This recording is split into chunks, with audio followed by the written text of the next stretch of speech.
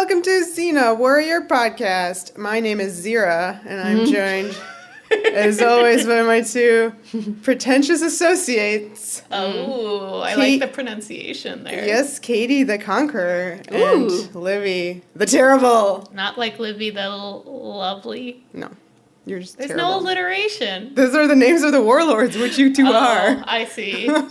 So yes, today we are talking about 417, the plays The Thing. We're going to the theater. Yes, like we mentioned. We mentioned last this? week. Oh, right. Okay, yeah, you're right. The Great Appian Way is where we're going to be. So this one's written by Ashley Gable and Thomas A. Sweden? I Who? guess Swiden. Cool. Who are they? They are new to Xena, as is the director. Director Christopher Graves. Okay, so Christopher Graves, this is his first Xena, as mentioned. He's going to go on to direct one more later in season 4. And then he directed a whole bunch of Herculeses and some young Herculeses and some Jack of all trades and some Cleopatra 2525. So he's got the full Ren picks over, but nothing else. Those are his only directing credits. Clearly his masterpiece was Porcules, which is what he directed. Oh, okay. So they're like, get that Porcules man in here for a really silly Xena. Yeah, he also did that really crazy meta one where all the actors play the real people. Oh, that one's fun. I was thinking of that for this. I mean, I'm glad that Yeah. this is as close as Xena gets to that kind of meta send-up. Yes. So Ashley Gable and Thomas Swiden, they are a writing team. This is their first credit. I assume they're doing this freelance. Yes, their only credit. It For Xena. also proves my theory again of new writers trying to really intensely prove that they know the show really well. Yeah. Right. My favorite is how closely they seem to have watched Athens Academy of Performing Bards, which is the best episode of Xena. You're right, guys. These two, prior to Xena, wrote 2 Buffys. Hey. Right. So the writers of this episode definitely put in that joke about about Buffus. Buffy. They wrote Buffus. one bad one and one good one in the first season. That's pretty good. That's a 500 batting average. Yes. And they are going to split up in the future, and Ashley Gable is going to go on to have a pretty successful TV career. Yes, and good news, guys, Ashley Gable is a woman. Yay! I'm glad you looked it up Yes. and Thank you for confirmed checking. that. I hate when you just assume but you don't know quite, because that could be a dude. I know, when you see the Leslies and the Yes. Ashleys, and you're like, yay, ladies in TV. Aww. Nope, dudes. But yeah, Ashley Gable is the co-EP for Designated Survivor and Person of Interest, and she also worked on The Mentalist, so a lot of big lots of CBS shows. that your mom watches. And then you go back and see that she wrote this very charming Xena, which is, kind of doesn't fit in that resume. Well, I'm going to start by saying that I really loved this episode. Me too. It is so funny. It's a blessed relief after the India arc. Totally. To just have something nice. I was just really shocked by the fact that Rob hates it so much and compared it to Vanishing Act. I know. I thought that was so uncalled for. You guys always bring in all the BG information that I don't know. He hates this one. Yeah, I don't know why. It's so good. What a goof. Okay. Maybe he's not into this style of nonsense. It is a very particular thing. You would much prefer people walking on people's heads. There weren't enough fish in this, okay? Oh, you're right. If only the fish were playing Gabrielle. But I feel like season 4 has kind of had a rocky track record with comedy. Okay. We've certainly suffered through some episodes, In Sickness and in Hell. Yes, terrible. If the Shoe Fits is our most recent comedy. And those are, in various ways, a bit meta. There was also, I'm blanking on its name, but the one that has neither Xena nor Gabs in it, the Meg episode. Oh, right. Pumpkin. That's his name. That's Key to the Kingdom. So you have a lot of these episodes that have bits of them that are really engaging in meta commentary. There's that moment in Key to the Kingdom where Meg and company put on, like, pretend to be Xena. So you have that, like, Xena scene. And then, obviously, In Sickness and in Hell had a lot of stuff, including that great tavern scene that really was undercutting. It has a very important scroll in it. That's true. Just like this It's one. gonna come back. But I feel like that style of commentary the show has been really playing with this season, and I feel like it gets its best expression here. This is an episode about a Xena episode, and it's very funny. And also about Gabrielle. Yeah. In a way that we haven't seen in a while, that we enjoy so much. Yeah, I do love this side of her. Yeah. And I noticed on Whoosh quite a few fans saying, oh, I hate these episodes that lower her IQ and make her the butt of the joke. And I'm like, yes, she was the butt of the joke, but I don't see a low IQ Yeah, I don't here. see her IQ lower. This was making fun of her for being a pretentious writer, which is a totally consistent. That is very consistent. Yeah. And also, I think it makes sense with her spiritual quest, like this year. It's like, these writers were like, let's get back to like the essence of Gabrielle, explore that a little bit. Yeah, I guess the implication that she's really bad at it, like more so than like any jokes before, is new, and I can see that being annoying. Well, she's not a playwright. She's not a player, but they didn't like her. She didn't go to They thought 5 years They thought of her school in scrolls Athens. were horrible, and Well- wanted to turn them into the. I have, Do you have a an thing for even it? more meta theory about Yes. this. Like, we've established that every episode of Xena is an adaptation of a Xena scroll.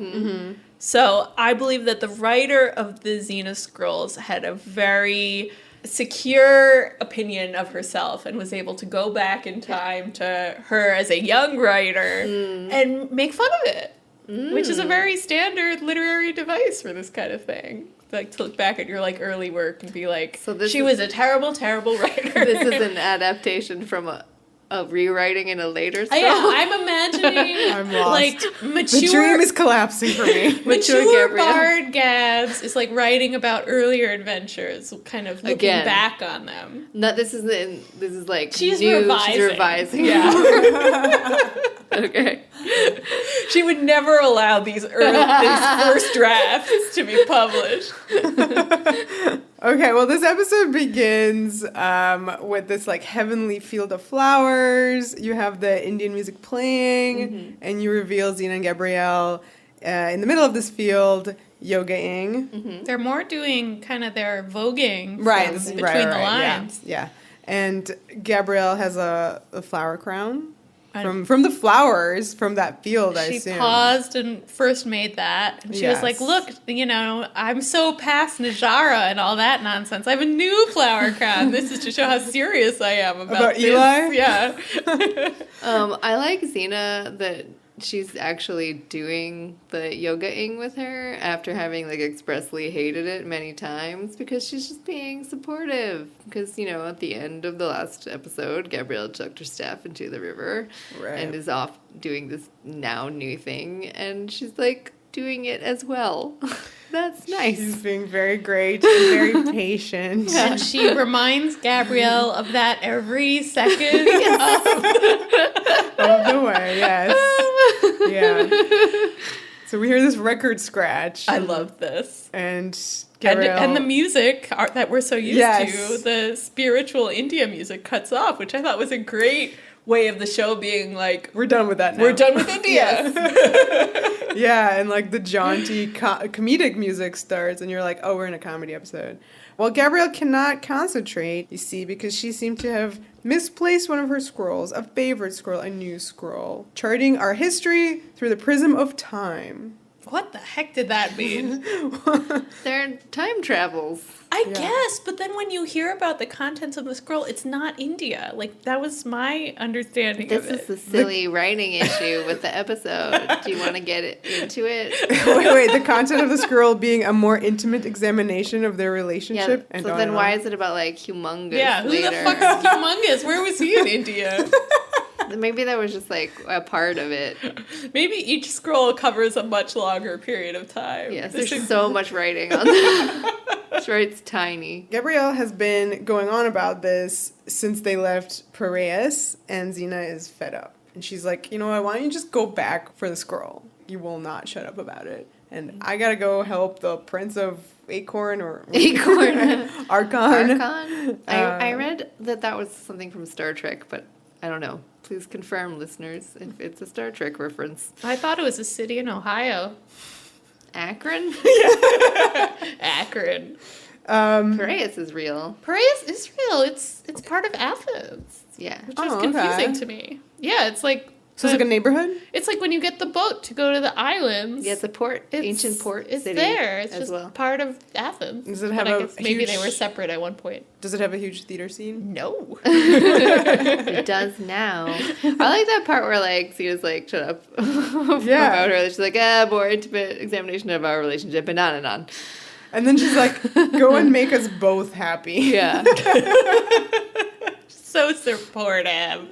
I really love Gab's little face when Xena first tells her to go. This sort of like nose scrunch, like, really? Are you serious? It was really cute. Xena's like, don't mention it, and then proceeds to make maybe my favorite face out of the entire program. How would you describe this face? Just the cutest face, and I realize now that the key to the face is the fact that her bangs are pinned again. You can really see the face. You can see the eyebrows. Oh, I mean, like, the brow yeah. is doing the cutest thing. Yep. And her mouth. Is Her mouth. being She's adorable. just so cute. I cannot handle it in the middle of this field. Being like, well, you can mention it. Like, please tell me I'm awesome. And then she continues to talk to herself a lot about this topic. And then, maybe a little too much. And then to Argo. Yeah. So Piraeus. Jazz hands. Okay. Oh, da, da, da, da. Yes, we're on Broadway. Yeah, I love this introduction where you see the people getting seated at a restaurant, and you have your jaunty music, and then you have your hot shit dude who has like 5 ladies hanging off his arm. Right. We don't know who this is yet. No, but then we find out later, and it's like, what? How dare he? I love that the one line of dialogue you can hear really clearly from these ladies is, you're much funnier than Euripides. My man Euripides from Athens. He was really not funny. He was like the opposite of funny, so I guess that's the joke. But I really love how much this episode references it. It's He just writes tragedies, so yes. funny. He So does refuses. Sophocles. Yes. They both do. But Sophocles, well, I guess his was a tragedy, is what we saw of it. He had a great ADR line. The first thing you hear is him going, and it was her underwear. Oh no, Oh, this is bad And for then later. they all laugh.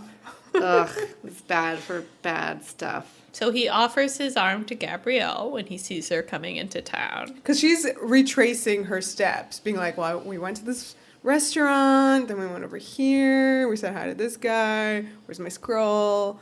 And then he offers his arm to her with all the gaggle of gals there. And she was like, no, thank you. Good job. And he goes, she'll never work in this town again. Ugh, fuck. I hate this. When do we talk about it? Later? We can talk about it now. No, this is the line. Yeah. Dudes So, in power using let's- their power Let's put to a coin in. force women to do things they don't want to do in order to succeed. I think that this just reads a very specific way. Obviously, spoilers, this is Sophocles, and you see him later, too, with, like, all these women just hanging off him in the theater. I think it's the same troop of gals. Yeah. the same entourage. Yeah, and in, Harvey Weinstein era Me Too movement time, this just does not play. It doesn't play at all. Casting couch jokes may seem like, ooh, theater insidiness, but it's gross. And yeah, part of open secreting is no longer making this the subject of humor. Boo, Sophocles. How dare.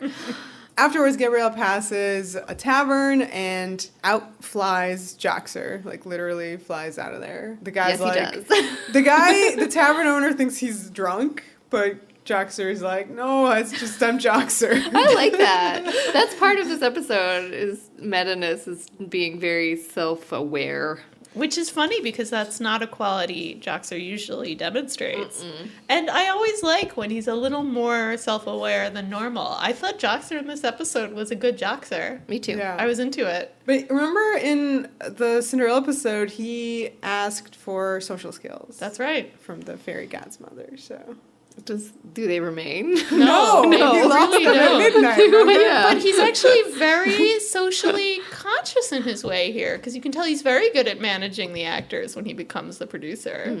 And he does protect Gabrielle as best he can. Like, he knows her play is bad, but he tries to protect her feelings. And I thought that was actually some serious emotional maturity from Jaxer. Nice.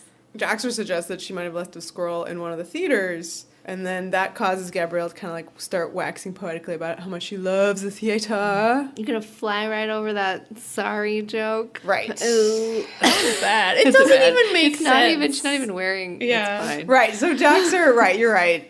This was important. This is the first time he's seeing her new look. It's kind of the show addressing it, generally speaking. Yeah. Right, Yeah. we haven't heard... Yeah, it is I kind mean, of nice. Xena kind of did the hair, but like Right. this was like the full I comment. really hate every second of it. I really despise her sandals. Oh my god. Yeah.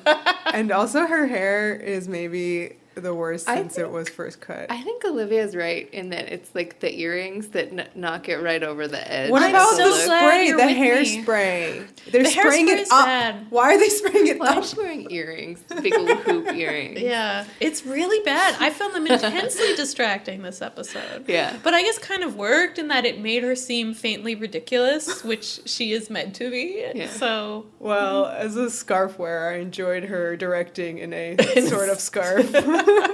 so did Darren Aronofsky. That's right. And he definitely would have written a message of peace. Oh my god. Good joke. He's a pretentious asshole. Yeah, Jaxer then asks her out on a date. Yeah, and go get a bag of oats. That was really weird. Oat snack in the theater. I like him pretending to know her favorite authors, Euripicles. Euripicles and Sophomore.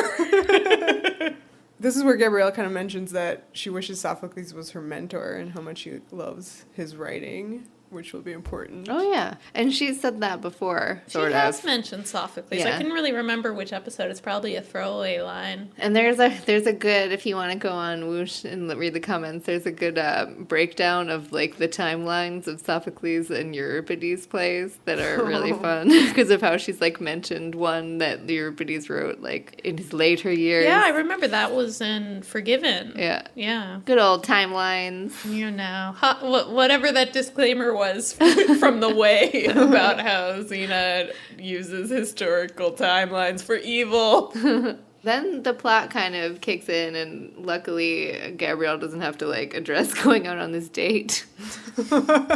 Right, because a woman runs up to her, holding her scroll and calling it a masterpiece. This is Jennifer Ward Leland, Yay! who we previously saw as Boadicea. That's right. Maybe we didn't recognize her because of her facial tats as Boadicea. I mean, they did a great job of physically transforming her, and she's a wonderful actress who is just and a completely different character. Here, absolutely like, so different, totally, and this yeah. feels so natural for her. She's accompanied by Mark Hadlow as her little assistant. They are both big New Zealand theater people, so you gotta remember there's theater. a whole meta layer that you have these two very famous theater actors playing very theatrical characters. Excellent. But we might know this guy as one of the gazillion hobbits in The Hobbit. A dwarf, Vera. Sorry, one of the gazillion dwarves in The Hobbit. He was Dory in The Hobbit. He's a big favorite of Peter Jackson. He's been in almost all of Peter Jackson's movies. Well, he's great here. He's super fun. He's Milo, but Milo too This is like, good Milo. really good. I was So- trying to figure out the joke. Like, obviously, she's named Zehra, which I think is a play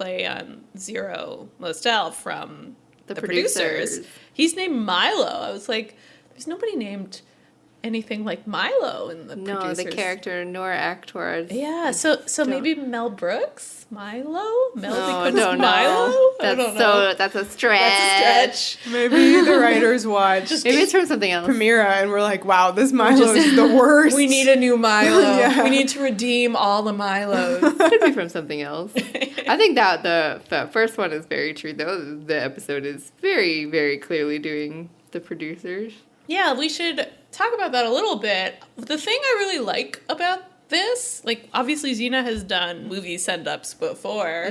I usually don't like them because they're too faithful. Here, I like that they're using the producers, but they really like take it in their own direction pretty clearly. I think this is exactly what you want from an homage, where they take the format, you know, the basic setup, but they're really using it to say their own thing about being a Xena episode. Yes. Well, Zehra loves this scroll so much. She gives us a little fact about where she found it. That's right. Quite Are revealing. you ready for this? It was beside la toilette.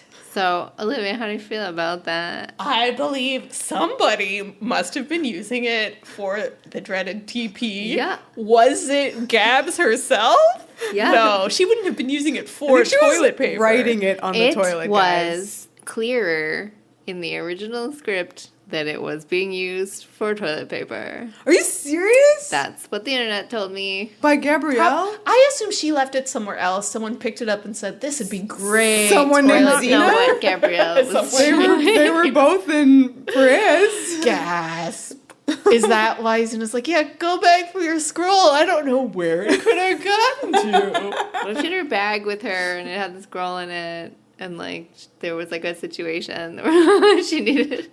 I much prefer the idea that she was writing it on the toilet, like how you do tweets on the toilet. Oh, you do? I mean, some famous people do. Hopefully not Lucy Lawless, though. What? Who knows? That'd be such a Xena thing I heard to do. It would. Well, I love that the show is continuing the scrolls as TP gag. Sarah says, I must say, in that stall, I saw greatness. And she wants to produce her play on the big Paris stage. And Milo, this whole time, as Zehra holds forth about the greatness of the scroll, is just kind of standing with his face almost on her shoulder, just sort of like gazing up worshipfully and nodding, kind of like silently stealing this scene with facial expressions. He's great. He really is. It's very impressive. He doesn't even, I think, utter much of any dialogue in this scene, but you're immediately like, I like this guy. I love that, like, his role basically is to just, like, worship her the whole time. Well, Gabrielle's flattered, but she's conflicted because Xena needs her in Archon to help with that prince. And besides, her scroll was meant to be read, not performed. That's a fair point. As we'll see how it is once she rewrites it for the stage. Yeah, so much more natural dialogue. Well, Zehra counters by calling it art. And just like where Xena convinced Gabs to go back for the scroll, Zehra doesn't really have to say much here to convince Gabs that she should be a great playwright. Oh, yeah. She is very convinced immediately. And Jaxter goes, to think that people could be touched by something left in a bathroom. I love this because I felt like even though it's a little unclear what Jaxter exactly means by that, it sort of felt to me like he had their measure. He knew there was no way that these producers really liked this thing and that there wasn't really a future for this play. I was surprised by this line. Gabrielle, like, immediately sees it as an opportunity to, like, start telling people about what she's learned in India, watching the India arc. Yes, Being a warrior princess. I really love the continuity with this episode. It seems like an odd choice to follow the India arc, but it really makes a play for why it should. And it's kind of interesting because you feel like it already maybe anticipated response to it, even it's making fun of the pacifism before that's even really become a thing. It's immediately being smart. Like, we know what your doubts are going to be. Which is it's really obviously this will come up more, but now I feel like I'm already talking about it. But part of their responses to this, where now we're in the place where Gabrielle consciously threw her staff away, like, and she, like, can't fight. People are really sad about it. And just in hindsight for this season, it is so strange to me that everyone was so annoyed because it serves such a purpose, and it's, like, only a few episodes. Like, I know, it's like, so it's you like, can tell how many episodes are the left. rage about it is very shocking because it goes somewhere so fabulous that it's pretty interesting to see. I mean, my thing is that you should always just kind of, like, make a judgment after the season's over. Yeah, you gotta wait. You gotta wait it out. to see what happens in, you know, the finales there, or penultimate because Xena's structure is crazy. But of course, it's always hard because you never know how long a character arc is going to stretch. It's true. True, It but could be her forever for all people know. Well, so after the season is over, during the hiatus, that's when you write your big posts, being like, how long is this gonna last? I can't believe this. I think really what it is you gotta wait till the whole show's over. Yeah, really. Don't talk about it until it's over. So Gabrielle runs off to send Xena like a carrier pigeon, being like, I'm staying here and I'm gonna be directing a play. And that's where we get Zehra's reveal that she's running a scam. She's the producers. And she actually thinks that Gabrielle Squirrel is horrible. Sad. And she's hoping she's going to get killed. Right, because of... It's that bad. Is it the same? It's that bad. No, it's because she's doing stuff with the warlord. Yeah, she's doing a shady deal, and this is a great person to fleece. I liked that pun. Her golden fleece. Yes. I kind of gloss over like what the actual con is, but like Is it the basically same as the producer? she's selling stuff. Yeah, well, just to describe it, sure. she's like she's 75% to this guy, 75% to that guy. Yeah, so two warlords. Of the profits, but there will be no profits because it's terrible. Yeah. And she takes their money and runs. Right, because they're not going to go after her. They're going to go after the playwright. Which is weird, because why wouldn't they go after the person who sold them the shares? It's crazy. I don't get it. It's a little strange as a scheme, but I guess if she has a really good plan to disappear quickly, then maybe it can work. And apparently they've been spending some of this money already. Yeah. Based on the ending of this. Yeah, but on what? I don't know. So we have the crazy Broadway jaunty music starts playing, and we see the marquee of a theater. It says, Athens Academy Theater presents Sophocles, the Women of Trachis. That's a real play. Yeah, I looked it up, but I've now forgotten what it's about. It involves Hercules and Deianira. Yeah, I thought and them being murdered. An intriguing bit of meta play to have a Hercules play here. Good.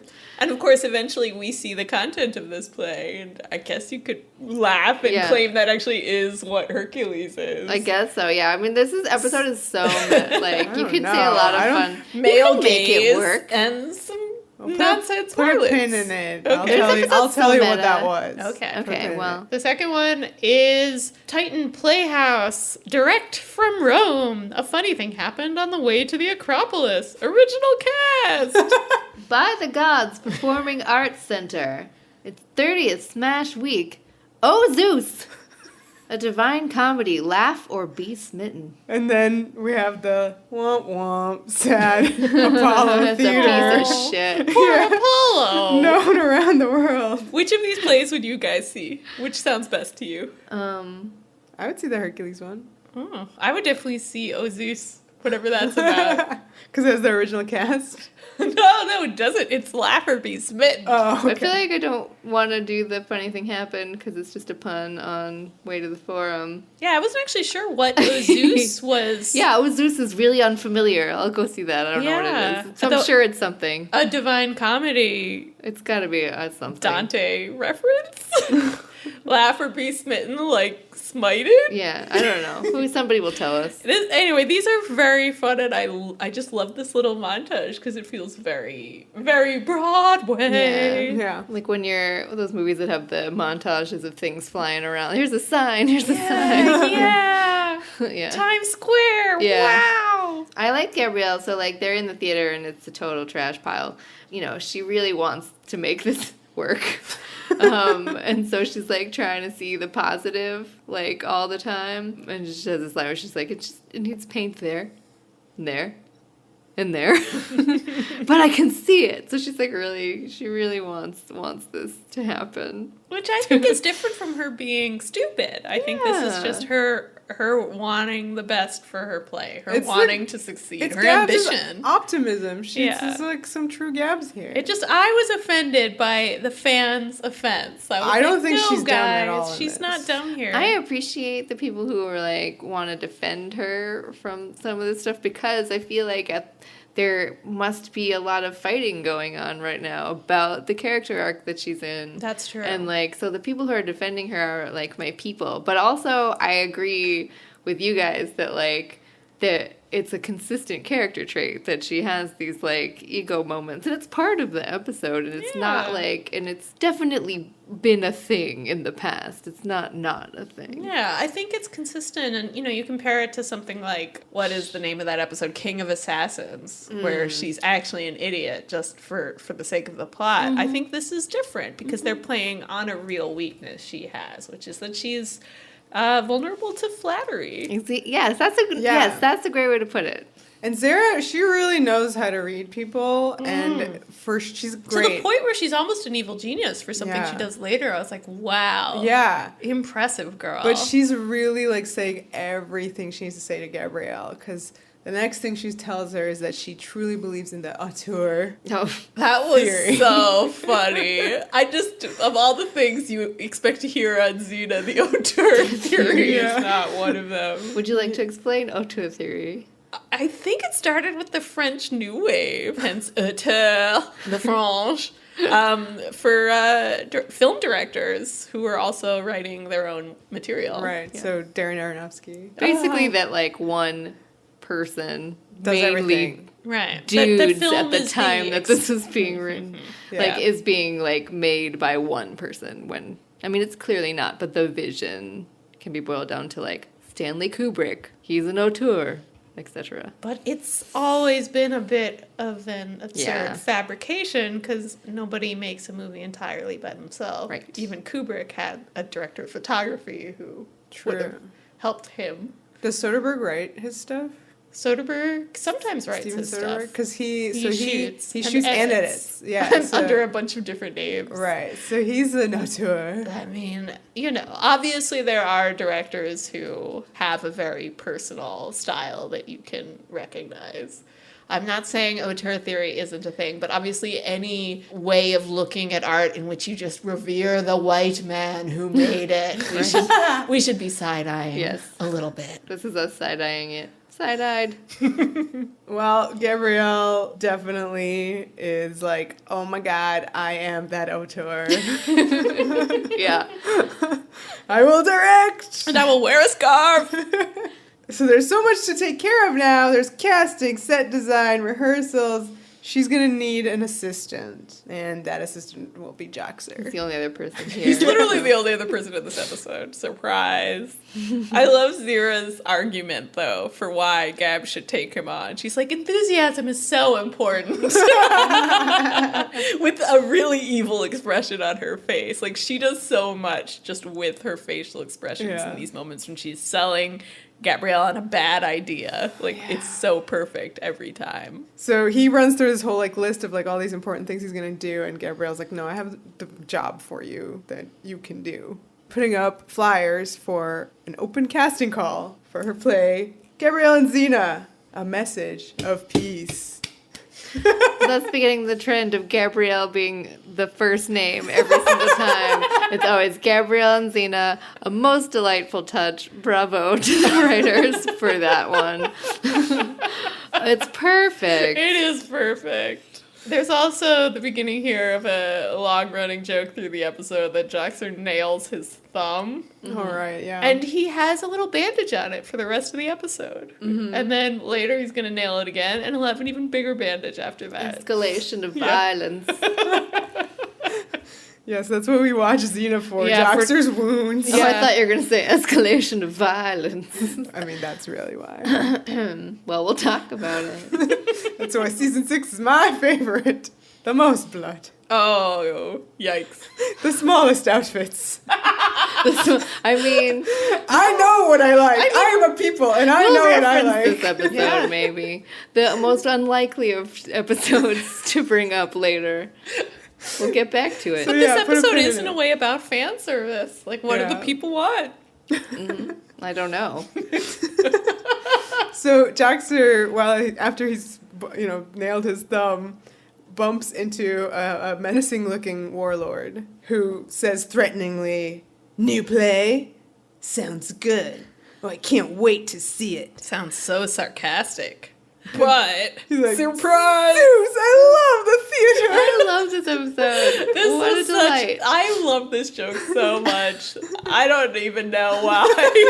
And then he skips off, like literally so delighted. This maybe is a little bit of Buffy humor again. You know, having goons kind of not being goons the way we expect. It's like the mayor. Yeah, undermining the expectations. Yeah, really fun. Yeah, this guy is Therex the Terrible, and he's a warlord, and the actor he's been in a bunch of Xenas and will be, but I will forever know him as that guy who gets throat punched in the pilot by Xena. I think his name was Hector. It's Draco. Right. He's Draco's lieutenant. That's right. Hector. Yeah. So he's really great here. Yeah, he is really fun. Agreed. Yeah, especially because this line delivery here, you know, he nails this. It's such a funny reveal. Onto the open casting call. Or is it a XenaCon? Yes. I love the through cosplay. line. There's a bit of a through line about fandom, I feel like, here and then later. That is so great. It just does, if you're familiar with the con experience, it just looks like a bunch of amazing cosplayers lined up. I love it. And yeah, hearing all the lines kind of floating in the sound design, you hear like, I have many skills, and distantly a war cry. Yeah. This is when it's really getting not only into fan culture, but just into the meta heart of the episode. So one of the Gabrielles runs out crying, and she says, "I'm too fat?" ? Again, who not cool. said that to her? I don't want it to be Gabrielle. I hope not. Like, that's crazy. But what's Zehra is not paying attention, so the only person is Gabrielle. What? Unless Joxer made a mean aside. Aww. Yeah, I don't know. Let's this is blame part of the Joxer. through line about the casting calls and stuff that it's just not funny. Not funny. I mean, no. Do you want to put a coin in? Sure. Yeah, I'll definitely put in a coin for that.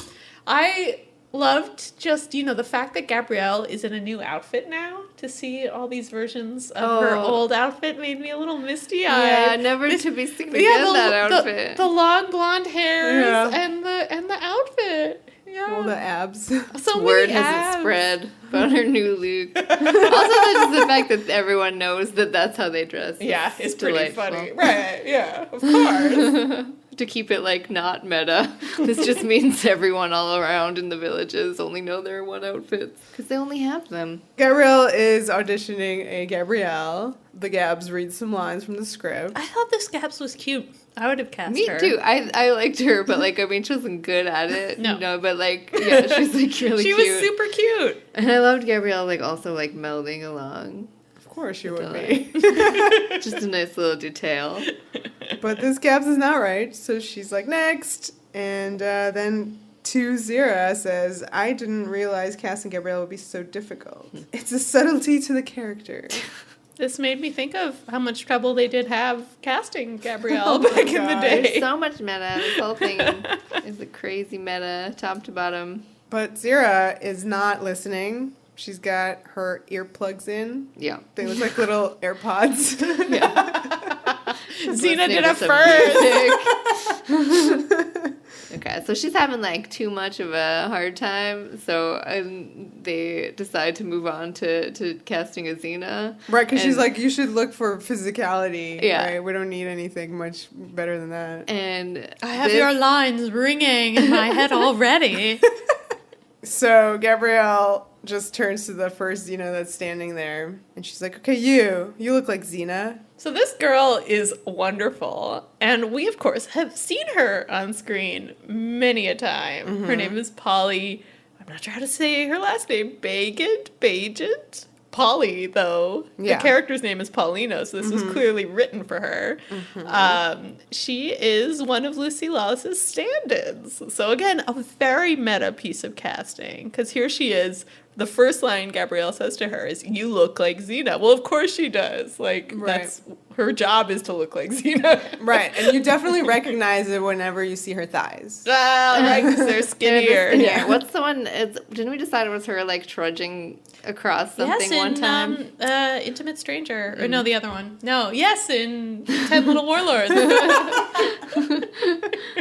Polly takes his character and just steals the episode, in my opinion, with it. This voice is so hysterical. Yeah. I find whatever she's doing with her voice to just be, oh my god. I just laugh every time she opens her mouth.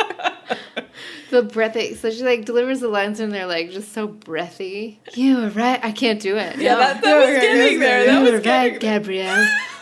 How could I have been so blind? I don't know. Yeah, yeah. Like that. And then Gabrielle's like, try it like Xena would. Which is perfect because like she does this giant flip into the air and then does the line the exact same way, and Gabrielle's like, "You're hired." She says Xena's more of an athlete. Anyway. So like she only auditions one Xena, Yep. And hires her on the and, spot. and then her name in the episode is Paulina, Right. which is close to her real name, or is Polly short for that? I don't know. I think so. Later, she will play a character named Polly on the Okay, show. great. So it's all good. They clearly Someone will tell really us. love her. Yeah. And of course they would. Yeah, and this actually reminds me of there's an episode of The X-Files where for 2 seconds their stand-ins got to play Mulder and Scully. That's right. Yeah. Yeah. I mean, the stand-ins, they're, the great unsung heroes because they're on set all the time. They do a ton of work and they don't really get any credit for Right. it. And like all those episodes where Xena has all the doubles, like that's Right. her stand-in. Right, and similar to Orphan Black, Right, yeah. she would be required to do a lot of performing, playing those doubles, Yeah. and you just don't see it. So, yay for Polly finally getting a speaking role. Oh god, well, how she does it so amazingly. But here too, these jokes about Xena requires more of an athlete, I think, are speaking to some of the idiotic criticism of Lucy Lawless for not being a good actor. Which is it's crazy. stupid. Yeah. But I'm glad this episode goes after them. I can't believe how much of it was like in this episode. This episode is trying to cover everything. Any criticism anyone has ever had about Xena Warrior Wow. Princess, It's this in show here. is on top of it. It's going to make fun of those critics so hard. Well, there's one more person trying to audition for Xena. Not happy with the casting of Paulina here. It's Minya! Dressed as Zorro? I guess. Yeah, nope, yep. Or like the Pirate King? Joan Pirate Roberts. Yeah. She swings in on Xena's whip that she owns, and she's there to audition. Yeah, I like that consistency that she still has the whip. She's like, now my dream of being Xena can finally come true. She looks so happy. I know, I felt so bad. Why doesn't Gabs cast her? Was this just being mean? Was She's already cast. She literally She did already just cast her. cast Xena. So. Right, and then Minya is like, what? This bag of bones? She couldn't shoe a mule, let alone bust heads. And Paulina goes, I can teach you a mule. Shit. It's a good joke, I guess. Real stupid joke, but she's so winning. Whatever goofy pronunciation that was, it makes the dumb man. joke funny. Oh, man. Yeah. This is dumb stuff. I love it. Yeah. Super smart, the whole episode. So Gabs says she loves Minya and will write a villainous role, Right, 'cause they're especially the best. for her. Yeah. Obviously Minya isn't herself a villainous role, but I feel, they go out of their way to find opportunities for Alison Wall, who's so great as Minya, to come back in. And I felt like Gabrielle being like, I'll write something for you is exactly how the Xena writers approach Allison. Minya is happy about this villain role because she can use Xena's dark side as her acting motivation, which I thought was really funny. That was a fun, again, I feel like that was definitely from the writers who have just watched all of Xena and want to reference, like, everything. Yeah. It's also very rare for a comedy to even mention Xena's dark side.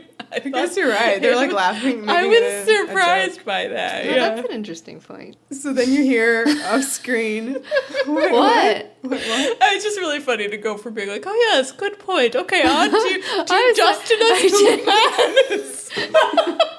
You can leave all that in.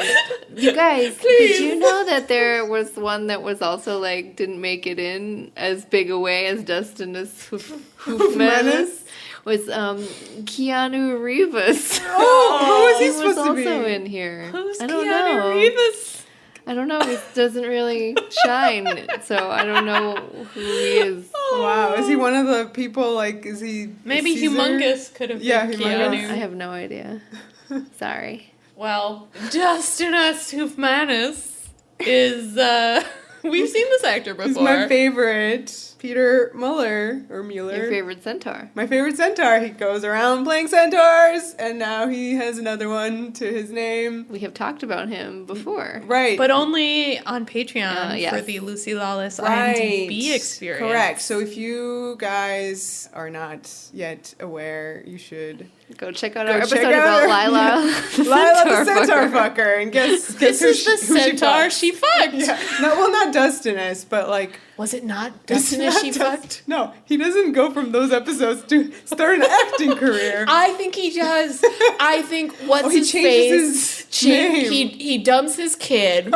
He changes his name to Dustinus Huffmanus and becomes an actor. I think that's that guy's He arc. has so much darkness to work with. I believe it now. Yeah, that's that guy's journey. Everyone's like, do you see what I see? Oh my god, it's a centaur. This was so weird. Why was everyone flipping out Everyone's about the centaur? Not only everyone, but mainly like Gabrielle was like peeing herself because she was seeing a centaur. They aren't in Athens. We know from Is There a Doctor in the House that Effie and her centaur she was they fucking. do. They live in Athens. They were trying to go to Athens because it was so much more accepting. But apparently, I mean, they're pretty accepting, but it also seems like they've never seen a centaur Well, this before. is like suburban Athens. You're supposed to forget it's a port city or whatever. Gabrielle also explains that there aren't any centaurs in the Appian Way, and obviously the first reference to it was meant to just be a play on the Great White Way, right? Yes. Which is like the Great Appian Way. Here, she now seems to think they actually are on the Appian Way, which is in Italy. So that was so confusing. It was like, what? You're not supposed to think that take hard. it serious. Yeah. But take it super serious. Take it super really smart. Yeah, super. We're just gonna completely dissect This is every the little Greek thing. Appian Way. Yeah, for sure. Well, I guess, Katie, it was you who was like, well, maybe they're all freaked out because there's no centaur actors. Right. I think that was she's really excited to have a centaur on stage. He's the only centaur. Because he's like a special effect. Right, he's like the only one in SAG-AFTRA. Yeah. So. But of course, we have the reveal that he will consent to be in her play, but as long as he does not have to play a quadruped. No four-legged creatures for this thespian.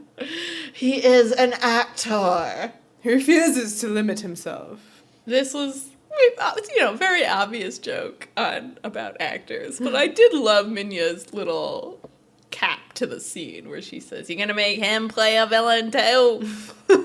I thought that was really cute. So it looks like the brand new Sophocles play is going to open against her play, but they're not bummed out about it because she doesn't care as long as the right people see it, and she knows who her audience is. And her audience apparently is warlords, which I Right. thought was I expected her to be like, no, a warlord? Like, I'm not going to take money from warlords to put on my theater. But that's never a concern for her. She actually wants warlords to see it because of her message that she's hoping to impart to them. They would need it, I think. She feels that it's, yes. And Gabs doesn't think about money. For me, I was always like, no, Gabs, you can't take money from warlords.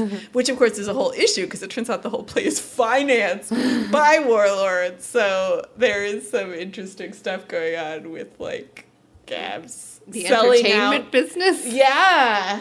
Dirty money. What is man. it when Disney owns Star Wars and it's about rebellion? Never mind. The Forget evil it. empire. Continue. So we meet the other warlord who is financing this play, Caelus the Conqueror, and he's much less of a theater fan than the first guy. This, when I first met him, you see he's sitting at a table with Zehra, and there's this printout of, I guess, one of the posters advertising the play, but when I saw it, I thought it was a cake. I thought for some reason they're eating a giant sheet cake. Why not? Decorated with Gabrielle's face. I Nice. really thought this for the whole scene. And I was like, why do they have this? It might as well be. It seems like this episode could have something like that.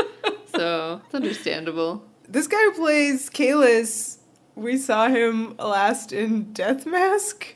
What? As that guy that we really loved from Death Mask. I don't even remember. The only saving grace of that episode. Oh, I do remember. I'm glad they got him back. He was great. So yeah, we actually have two lovable, dependable Xena baddies here. Mm-hmm. So back in the Gabrielle's theater, she's doing the set design. She's painting a flat blue. The auteur theory. You must paint your own sets. It's the background vista to Xena's redemption scene. Yeah, it's that ocean. I really wanted to see that scene. Another little tidbit that from the play hints at her dark past. And I was like, ooh, we're never going to see that in the play because you only see the same scene over and over again. You just want to see what she would have written for that. Yeah, for Xena's redemption. And Joxer kind of hesitantly sort of reveals that Zehra has made him a producer. Mm-hmm. And Gabrielle is very not happy at all. This is an interesting bit of sound design here, where she's just super pissed. And it's a shot of her face, and there's a growl. Right, because he started... An actual animal noise. Yeah, like a lion. I think it was a dog. Oh, you think it was a dog? Yeah, because Joxer, he was kind of talking to her, and he starts painting little green... Yeah, he that was so rude. He's like, this is a terrible field. Yeah, and she's like, the fucking sea, yeah. So then she growls at him. I noticed that there's a lot of cat noise throughout this episode. They use that, like you land on a cat when you fall. Right. Yeah. Each pratfall had a cat noise. And I was this episode is going crazy with the foley, but that's going to pay off. Yeah, exactly. Everything pays off. Everything that's just super random kind of is intentionally there. And a lot of just dumb old jokes really work really well in this episode. It's this silly joke about Joxer being a producer, which of course is a bit of a jab at Sam Raimi. Here's his brother playing the producer now. This is where it get and he's the one that sort of turns it violent at first behind Gabrielle's back, which is fun because I think that the meta that we can get into slightly more when it starts happening, that the Raimis / Rob and Co. are big into stuff that is quite violent, horror film and exploitation. A lot of this is really fun applied to Spartacus. Absolutely. So it's fun. Yeah. This is clearly their fun and interesting stuff. Sensibility. Yes. Which is, I think, an interesting contrast to, say, R.J. Stewart, who has very serious ambitions about violence and religion and morality. I wonder if you could say their ambitions are serious? Well, I think there are different ways of approaching the material. I know what you mean. Yeah. I think RJ has a very specific set of concerns, and it's a good match for the Raimis. Mm-hmm. The Raimis is my way of describing Sam and Rob. Rob's an honorary Raimi, I guess. Honorary Raimi. But, I like to think Gabs equals RJ, Joxer equals Sam Raimi and Rob Tappert. Yeah. But this is really silly, and they're way smarter. Now I'm getting in my own head, which is I want to talk about how amazing Spartacus is, which is a totally different podcast. I'll point you in the direction of Mo Ryan, who is a criticus at Gratuitous, who wrote amazing reviews of Spartacus. If you want to go check that out. Go ahead. I mean, we're going to talk about this as the episode unfolds. But the whole idea of, is it an either or? Can you be titillating, violent spectacle and also have actual substance? Yep. Yes. Speaking of violence, Gabs the pacifist pushes Joxer over. Yeah, she gets but this is a consistent, it's funny here, but it's also, contextually in the series, she reacts this way to Joxer a lot. She's always beating him up. Doing something at him. But it plays a little differently here when we know she's throwing away her staff, and the only violence she's allowed to do now is to jox her. Apparently. Well, she was only like kind of pacified by the fact that he's going to be out of the theater doing producer stuff. Again, that felt like maybe a little jab at Sam Raimi. Like, oh, we don't have to deal with him? Fine. All right, so we have a pan across the entire cast of this play now. We see a Callisto. Mm-hmm. We see an Ares who is literally Ronald D. Moore, the executive producer of Battlestar Galactica / Outlander. He really did look like him. Wow. And then we see like a Minotaur, which is weird. Yeah, that was weird. I thought it was a cow, but you're right. Okay. It was probably a Minotaur. That just made me go like, Ron Moore puts himself in everything, like, all his shows, and like I'm glad none of these guys seem to do that. Yeah. To my knowledge. Well, that in the pilot, Rob had to be there, but only because they didn't have enough extras. Oh, okay. Because he wanted to. I didn't know that fact. Can you see Rob in the pilot? Yeah, he gets one of the heads stepped on. Oh, that's great. I have to we go didn't back talk and watch about that. it. I think we did. We did? I don't remember. It's so long ago. It's true. Then there's a Caesar. Is that right? The guy. I was trying to figure out. Yeah, I was like, who's that? Was. I'm assuming it is. That makes sense because we have all the other kind of big villains here, right. Ares and Callisto. Yeah. Yeah, and then of course, Humongous, like the main villain of this whole thing. I don't know. Yeah, I feel like they made a deliberate choice not to have too much in-joking. You know, this isn't a plot. We know it would have been very easy to adapt some earlier episode of Xena. Yeah. In the play within the play here. Mm-hmm. We haven't mentioned the fact that the play is the thing is a Hamlet reference. Mm-hmm. And, you know, having a play as a means of telling a story about storytelling, all very Hamlet-y. But there was no skull here. No crystal skull? Yes. Gabrielle gets up on stage and makes a speech about how this is all a collaboration, and there's no one person who could bring it down. If it goes down, it's everyone's fault. Just like this podcast. It's all our fault. What? And Minia is still pressed that she's not Xena, so she kind of whips at Paulina's foot. They continuously bicker from go. They have been bickering. It's very, very good. Oh, I see. And Paulina asks who got the part of Gabrielle because they don't see one there. And we find out that the Gabrielle part is the one that got all the lines. Surprise. And Gabs says, finding the right Gabs proved to be more difficult than I expected. I realized that only one person can fully capture the spiritual essence of Gabs, someone who actually lived that truth. So I cast myself. Yeah. I do love that she's using all of the language from the spiritual journey arc, you know, spiritual essence, lived that truth. You know, I do love how brutal this episode is about the main arc. You know, that you just saw. Really like, taking way to really undercut it. Yeah. But it's great.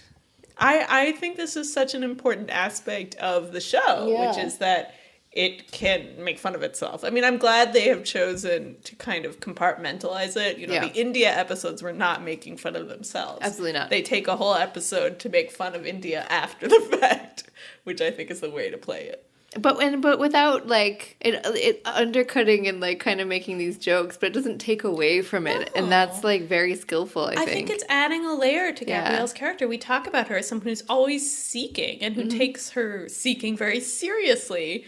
And that's the kind of behavior that you always have to have, that self-awareness, that it's repetitive behavior and it could become self-absorption, which it is in this episode. So I think comedy is great because it kind of keeps the characters honest. It reminds you that there are other ways of looking at their journey, some of which are very funny. Mm-hmm. On to the rehearsals. The set is ready. We have a campfire scene. I thought this was fun to start with that. I loved the set. I loved how they did the campfire with the little pieces of paper blowing. I thought that was actually a really imaginative thing for the Xena set design people who were doing that. Yeah. So, very, very, again, wittiness. And I like the blood that this production can afford. Yeah. Yeah, I thought that was really cool and pretty, visually striking. Yes. This episode has some nice visual touches. Yeah. So Polina comes and says Xena's line here. Look, it's King What's-Its approaching on his line horse. I also thought Gabrielle, I didn't write down her line, but her style of declaiming lines was about as bad as Polina's. So I like that Gabrielle herself is not so hot as an actress. So Destinus is playing King What's-His. So he's wearing this crazy rig. This got the biggest laugh out of me for this episode. I laughed for like 5 minutes about this costuming on Destinus. Great. He's so great. So silly. The little like stuffed legs that fly off the horse. Obviously the rig for centaurs is so stupid looking in actuality that then to have a rig on top of that rig to make the man pretending to be a horse pretend to be a man. It was so silly. And I feel like, again, a little self-aware that maybe they know their centaur costumes look really dumb. I love their centaur costumes. They look good. Yeah, they look sometimes they look good. Oh man, I love it. Whenever it's like that medium shot where you can't see the leg. Yeah, when you just see the top rig and it's not like a CGI part. It's so great. Even in this episode, they had the little tail flick. It's so good. So, King What's-His announces that the warlord Humongous is here. And, yes, I'm laughing at, hello there, friends, Gabrielle and Xena. It's Gabrielle first. They're very consistent about that. Yeah. Humongous looks like the barbarian from... Yeah, Hagar the Horrible, is that his name? Right, but from Quill is Mightier, another big old Gabrielle puff piece episode. I feel like whenever they really want to do full comedy goon, they get out that helmet. Yeah. I mean, it's the same helmet, probably. Yeah. So, I love that line about how the warlord Humongous is behaving in a destructive way, no doubt because of his upbringing and other societal factors beyond his control. And Gabrielle's like, come sit down. We wish to give you a message of peace. It takes, now that I'm like just thinking about how dumb this all is in the play itself, like how good you have to be to make stuff look bad. Yeah. Like, they're all just so good at making this look so bad. The awkward blocking. The design, the blocking, it's like so skillfully bad. And we know they're all great, funny actors. Mm-hmm. So, yeah, it takes a lot of work. I also love the little throwaway detail that this is scene 84 of the play. There's also, like, at least 8 acts. Oh, God. I think it was, like, act 8. So it's just, like, the longest play ever. Yeah. Yeah, and everyone's kind of, like, meh about that, even though Gabrielle's like, that was great. I mean, I think everybody's a little more than meh. I loved that Minya was grouchy, that her big scene in which she talked out all her issues. I was like, Minya, you're clearly not a natural actor, because any actor would be like, a scene about me and all my issues? Yes, let's do that. This is definitely meta about the show. Like, clearly there's some kind of angle here where people, like, don't like when they don't fight or something. Like, but every episode they don't like the good stuff about this show. And like, no, every but like contractually obligated to give you a fight. Though like sometimes they feel very tacked on. Yeah, like this episode in which the fight comes at the end, and you're like, oh right, a fight. But as usual, I love it because I don't have to take notes. Agreed. So yeah, Minya is upset, and she's like, all we do is talk. Maybe the play would be even better if we just clobbered some skulls. And Gabs is like, Xena doesn't do that. Her message is peace. Okay. This was a bit odd because of the way she chooses to phrase that, as if that were an actual true portrait of Xena. Know, that's weird. She's talking about the character in her play. The character in my play, who is based on a real person who is nothing like this, but... Jackson then suggests that maybe they try a different title for the play.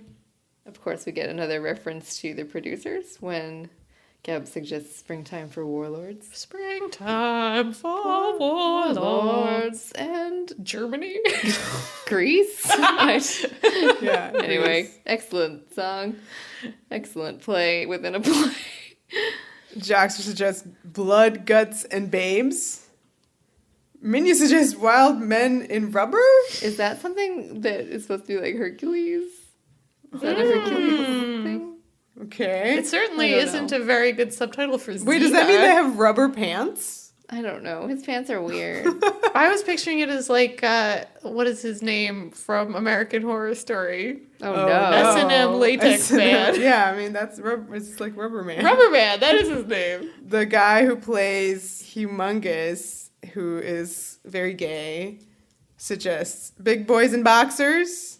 And then Dustinus is like, oh, we should have a chorus line of showgirls. And then you later hear him say, 3 chorus lines of showgirls.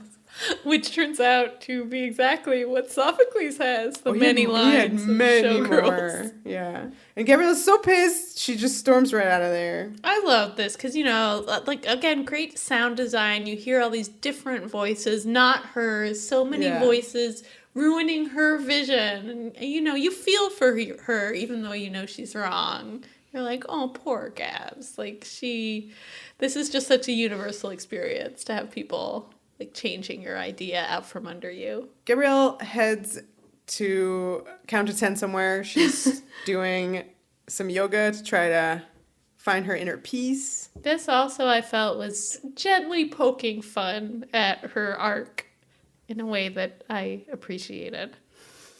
I like that she's like, I have inner peace. I can work with amateurs. In with love, out with hate. It's a good motto. Absolutely. Meanwhile, Joxer here, I think, really steps up in that he's managing things. He's managing the actors and their concerns while also trying to help Gabrielle. I think he's doing a good job, even though he does end up changing the play exactly how she doesn't want it to be changed. He's doing it in a way that I think is protecting her. He's actually a pretty good producer. Oh. I'm just going to say it. Right. Well, he apologizes to her, and then Gabrielle apologizes to them. And, you know, she's like ready to go back to work, try the scene again, right where they left off. So the campfire starts again. And then Paulina, as Xena, enters with a much smaller costume. Yep. Got it. We got some abs there on Xena. Jaxer's like, a little eye candy can't hurt. Doesn't affect the vision thing. Again, some meta. Yeah, absolutely. I'm trying to remember when the first time in the show Xena did that Dance of the Seven Veils. Didn't take long for Xena to have to be more sexy. The ever-shrinking bilious green sports bra. I'm sure they're addressing criticism. If there is a reboot, I'm sure they will not dress this way. This is not the hill that I want to die on. No. I don't care. Let's move on. I like how they're dressed. A little eye candy, what's the harm? King Watson's also has a little bit of change to his costume. Right, he's been all roughed up. Yeah, he got this big scar now on his face, and he comes in holding a spear with a head on it. Yeah, I love how she's like, Gabrielle's like, there's a head on your stick. I like all, this is when we start getting to see all their stage design stuff. It's really good. Yeah. I mean, the violence does not look real, which is an interesting aspect of this whole argument. You know, that Gabrielle's like, oh my God, yeah, more blood, more guts, but it's also stylized. It's quite transformed. It's beautiful. So I love that the play is using violence to be beautiful and fun and playful. And that's something that Xena as a show does too. The violence tends to be fun a lot of the time, not brutal and upsetting, though increasingly it is being brutal and upsetting. Jaxer's like, about these changes, you know, I asked myself, Jaxer, what is it that you like? And I figure that's what the public wants. So you're Jaxer. I am Jaxer here, the only time ever. He also commissioned a hot tub to be built for this, so he really does get the essence of not only the show Xena, but Xena the person. Xena loves hot tubs and blood and guts. Gabrielle's pissed once more, and she's like, artists aren't supposed to care what the public wants, doesn't want to compromise her art for a few dinars. I liked that line about, we're not doing this for money, says Gabs, and you hear all the actors in the background being like, yes, we are. Yeah, and Humongous walks out. But I do love, I mean, thinking back to like season 1, where you saw all these things in action. You saw them trying to be sexier. You saw them bring in that hot tub. You can imagine all the network notes that precipitated those changes. Yeah, I like this bit of meta, because you do feel like on some level it's a little true. The show has tried to compromise in various ways. Well, as mentioned, Gabrielle does not want to compromise. She storms right out of that theater once again, and she goes across the street to the theater where Sophocles' play is going to be happening. And she's like, you know what? I'm going to ask him, artist to artist, his opinion on this whole thing. So she enters the theater and sees like a tower of chorus really lines. Understand It looked like Moulin Rouge, like the green fairy hallucination. Yeah, it was like, because it's very composited. it looked like a screen. You see the same 3 dancing girls repeated, or they copy pasted like 3 girls over and over again. So it's actually a very hellish, surreal effect. You're like, what is this? Moulin Rouge hellish? Well, surreal. Well, I don't Feverish. think you're not supposed to notice it's the same women over and over. You're supposed to be like a gazillion chorus Are they line supposed girls. to be like standing on different levels? Yes, I think and it's so. supposed to rise. Like rise It looks is like they're a standing on top of each other, like Well, on a screen, like to- a Busby no. Berkeley musical, like. I think so. That's sort of the reference point I thought of. Was But it's Busby kind of like Berkeley. also like Ziegfeld stage play girls The Follies. chorus. yeah. And it to me it looked like a giant kind of wedding cake of girls. And on top of them, But like where were they standing? The whole thing looks so strange. I don't understand it. okay, on top of them are 2 guys fighting with swords. Literally one slices the other one in half. How is this Hercules, by the way? Guess what? My pain, I'm pinning it. It's not Hercules, it's Spartacus. No. No, like Spartacus from the future. And like Sam Raimi No. and Rob Dabbert. No, it's Spartacus. absolutely not. Spartacus is smart. This is stupid. No, but it is dumb. literally, that's the kind of look the violence has in Spartacus. And there are certainly lots of eye candy girls in it. Truth. I'm Truly, just saying these that's are true. elements that will be created into a wonderful masterpiece that is Renpik's Spartacus. Criticus from Varietas Moran. So much great things to say about Spartacus. But of course, this is Sophocles, who is a great playwright. So you could also look at this as the show saying, great art has these things. You think it's so much better than other kinds of art. Yeah, but it's a good point. Then you see it, and it's like a bunch of like stupid jokes, because like it's for the groundlings. That's what's so funny about Shakespeare, for example. I was going to say. Yeah. And like Aristophanes, who is very bawdy and tons of sex jokes, tons of violence. Like, yeah, these things are not mutually exclusive at all. Exactly. I noticed on Whoosh, they said that Euripides, they wanted that character to appear again. I don't know if it would have been in place of Sophocles here, but I really love the idea of him coming in for a pep talk with Gabs here. But would it have been the same joke where like his play would have been like Probably. this? I assume the That's character sad. would be a little different. Well, he would I be don't like, believe that guy would compromise. you gotta compromise. I don't believe it. Even that little snob would have had to compromise. So yeah, we see Sophocles and he's just like, I asked for blood, you call that blood? And shorten those skirts. Surrounded by his gaggle of gals. Sophocles. So Gabrielle quietly leaves and heads back to her own theater. And this, never meet your idols. This really breaks her spirit. She's just like, fuck it. And that's right. So she makes an announcement. A message means nothing if no one hears it. A flower in the forest is just a plant if no one sees it. We're gonna need more blood. I love the way she says this. This is a good speech. I want more skin. I want action. I want weapons. Same. I want battlefields with beaten, bloody bodies. Ditto. We're gonna take this little flower, we're gonna cram it down their throats. Sounds good. For their own good.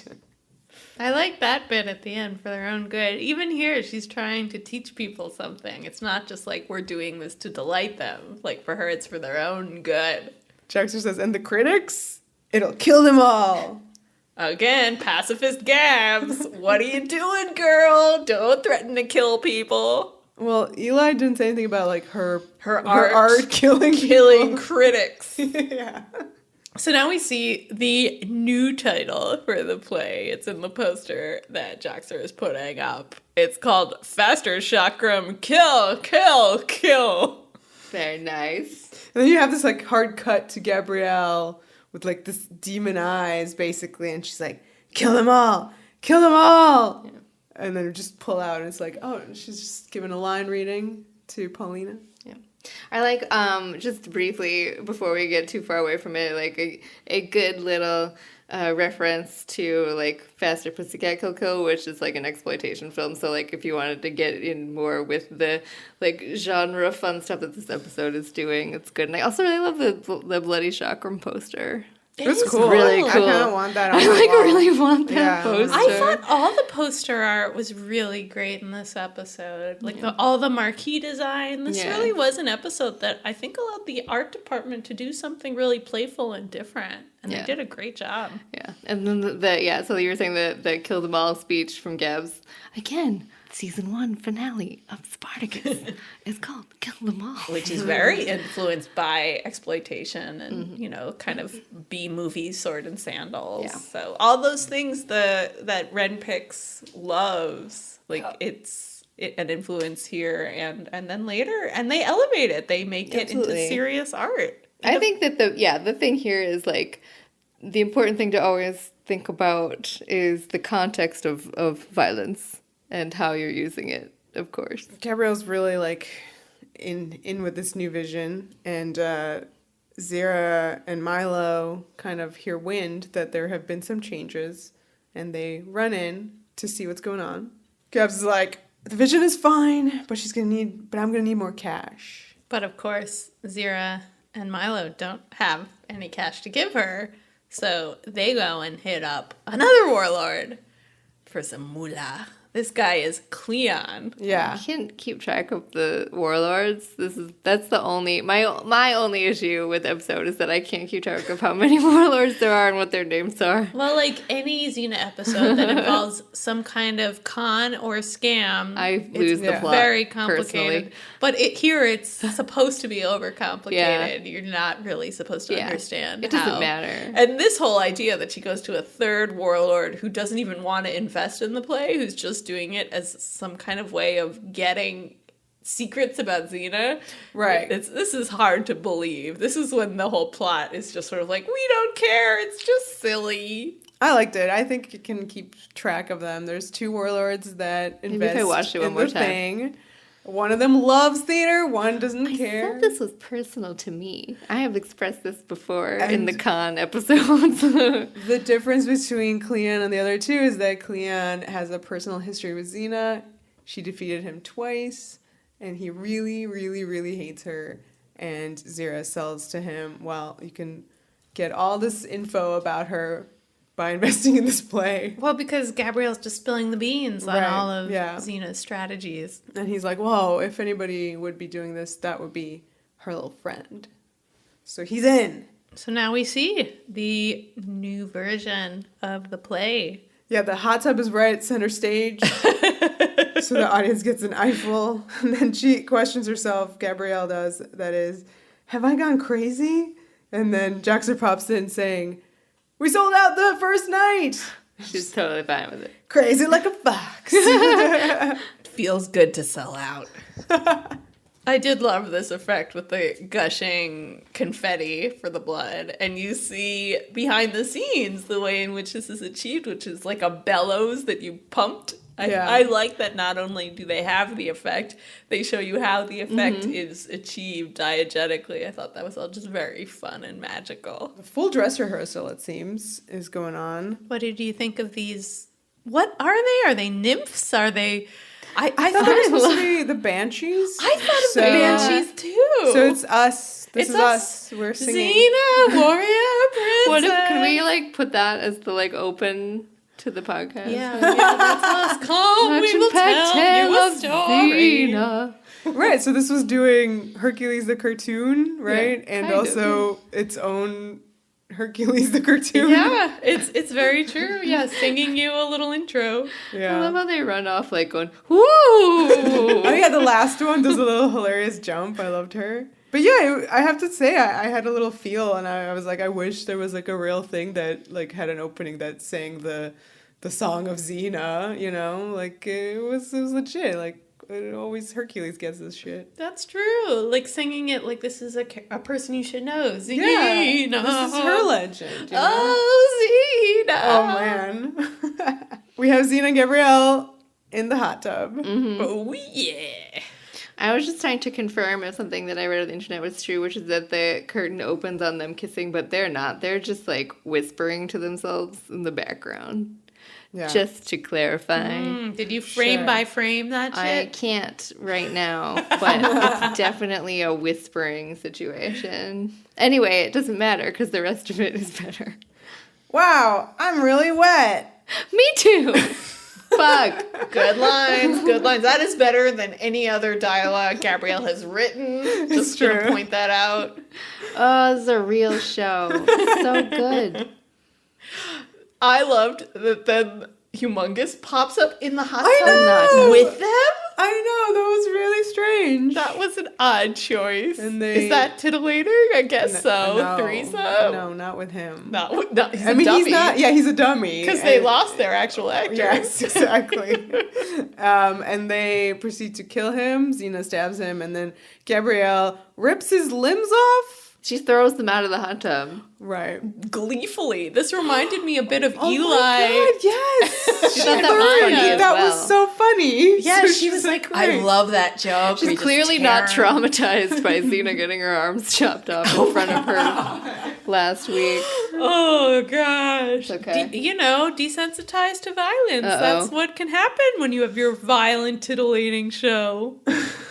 The funniest thing about this is that you keep cutting to the warlords watching the dress rehearsal and loving it. I love Hector Therex, whatever his name is, who's just like so inspirational. He fucking loves it to pieces. Yeah, and even Kayla's, who it was kind of like doubtful of the whole theater thing, was really taken by it. He's a believer now. Yeah. His arc reminded me a bit of Tom Wilkinson's character in Shakespeare in Love. Okay. God. Who's like I don't give a shit about theater, but here, take my money and we'll see what happens. It's just an investment. Who by the end just like, I love theater, the magic of theater. Despite how we have issues with the awards situation with that movie, Shakespeare in Love. Oh my God, that We needs to don't be need to get into explained. it. Oh, well. Only Elizabeth matters. Well, I mean, Kate Blanchett deserved the Oscar that year is the end of the story. Anyway, also Harvey Weinstein. Boo. boo. Just, oh God. Everything is ruined. Also, we haven't talked about the fact that this entire episode of Xena is clearly influenced not only by the producers, but also by Bullets Over Broadway, directed by that auteur, Woody Allen. Which I was actually just about to say that, I do enjoy movies and or plays that are about, plays within plays. I don't know, something about it is always fun to me. So, I probably was, predispositioned to enjoy this episode. Because, Slings and Arrows, that's a fun time. Noises Off. Oh, no, Noises Off is there was a play and then also a really funny movie, which I haven't seen in a really long time. Moulin Rouge. Moulin Rouge, to an extent, yeah, it's like a play within a play, yeah. I think I really love movies about theater performances because for me they're like a sports movie. They're like the team coming together to achieve a thing, and they're very formulaic, the setback, the show won't go on. But then you're like, yes, the show must go on, hooray! So yeah, I think for people who don't get sports, they like meta theater. Can I just aside recommend an amazing sports movie that is on HBO, hopefully still? If you guys have access to HBO, look up personal best, you will not be disappointed, audience. You will not be disappointed. It's relevant to our audience, yes. but it is not at all relevant. It's a sports movie. You mentioned episode. Sports movies. I said as an aside. So back to this episode, please. We see Zehra kind of sitting around. I don't even know what she's doing, but Kalis comes up to her and he's like, I loved the play, the power, the passion, the danger. The podcast. This show will run for years. Just like the podcast. And then Therex loves it too. He gives it 2 thumbs up. So this is bad for poor old Zehra and Milo, because they're like, oh no, we can't have people actually liking this play, because then it'll be a hit. And if the play is a success, don't say the Delta word. I thought that was a cute little joke.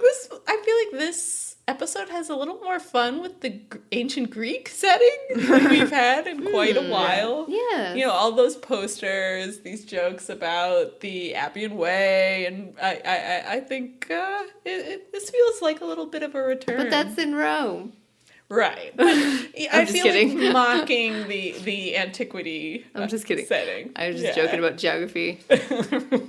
Oh, I love this line when Zehra's like, we have to get Gabrielle back to that boring, pretentious, heavy-handed material we fell in love with.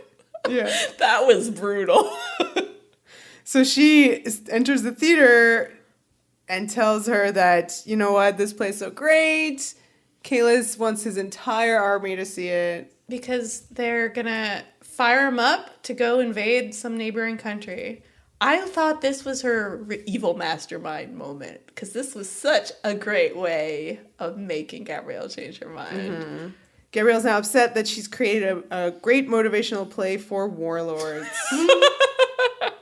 She sold out! And literally, because she sold out the play. So she's going to go back to the original version. Peace, love, changing the world. I wasn't sure what the meta commentary is here. Like, the people who love Xena are not violent people. This was something Do you think that every single second of this has to have a meta? I do.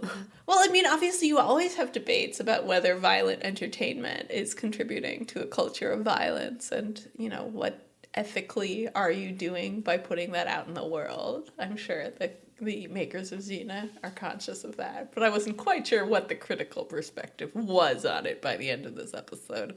But yeah, we're going to get to that, is how exactly does this episode resolve that debate about violence versus peace, and I don't think it quite does. Well, it's showtime, and Jaxter shows Gabrielle the new marquee. Oh yeah, I like his little ta-da. Yeah, it was cute. They Yeah. had actually cute moments. yeah. They did that like thumbs up earlier. Mm-hmm. Yeah, it's back to being called a message of peace, but it's now a Jaxter production. Yeah, you know, I mean, he's put in a lot of work. I He guess has. he deserves credit. Again, nice little art. They hurry back inside because people are getting seated. We got Criticus from Veritas, But not Morian. No. not Morinus, in the audience. I And- loved yeah. all the little details of this. The way you see everybody with a program that's a scroll. Everybody has their program scroll they're looking at.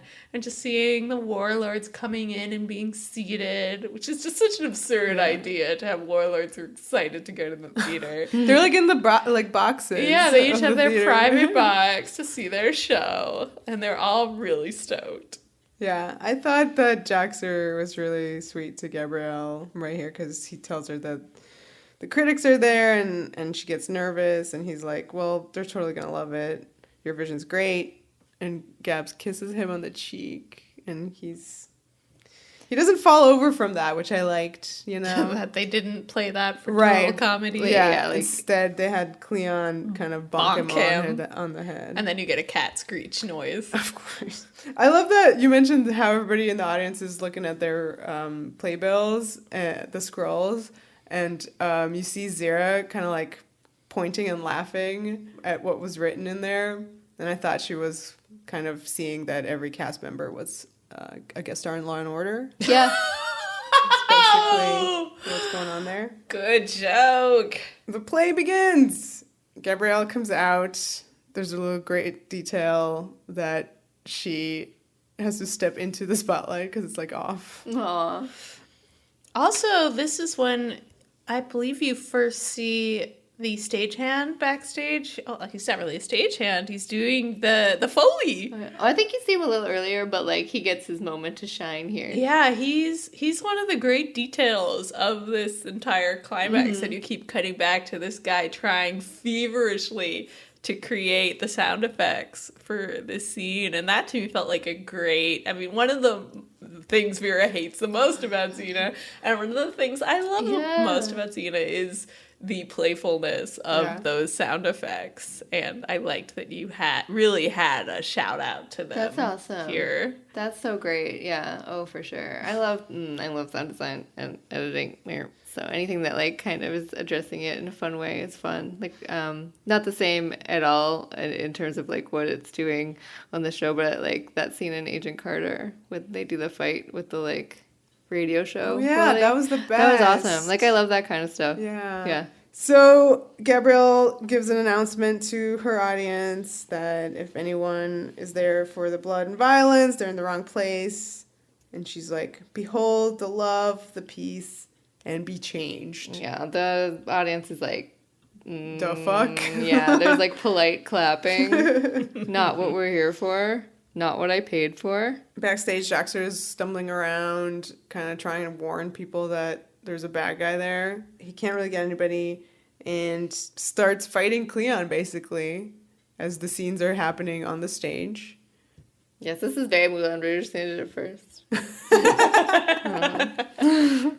He busts out right onto the stage. Oh, yeah. Liv, you were looking up this as a trope.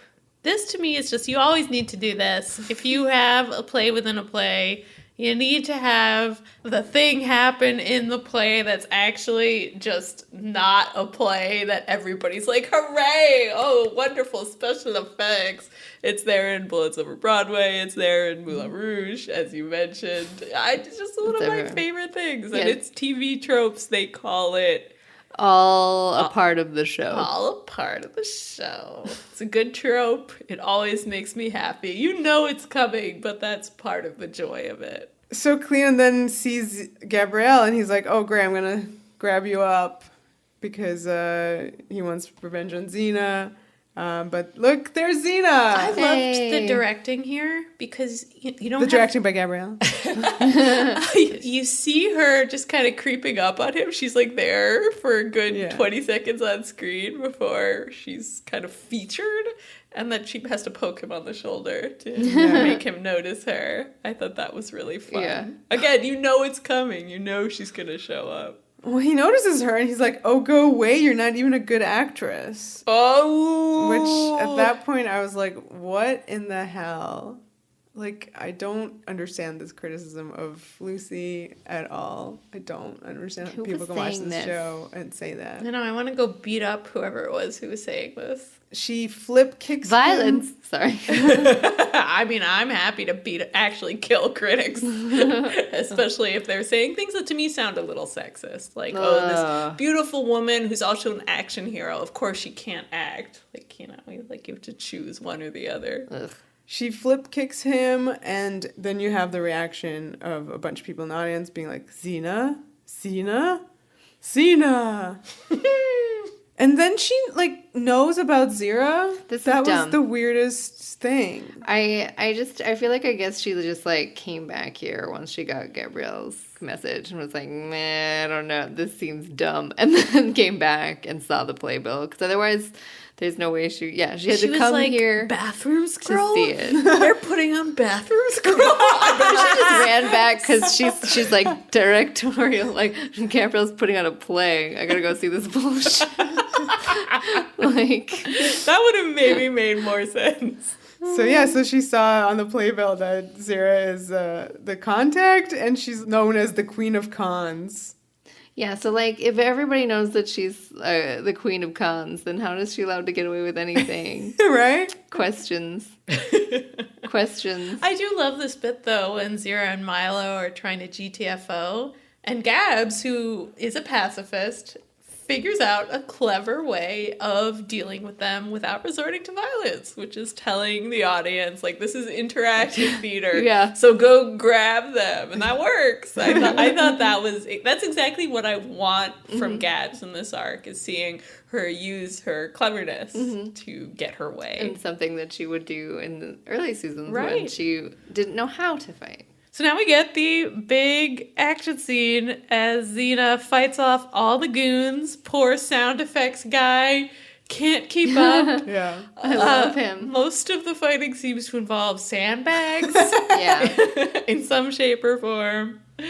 Joxer in the kerfluffle ends up trapped, like, in the catwalk. Hanging from the rafters. Xena throws Therex, and he kind of bumps into Dustinus and gives him a wardrobe malfunction. Oh no. So Poor his Dustinus. costume kind of flies off to reveal his beautiful centaur body.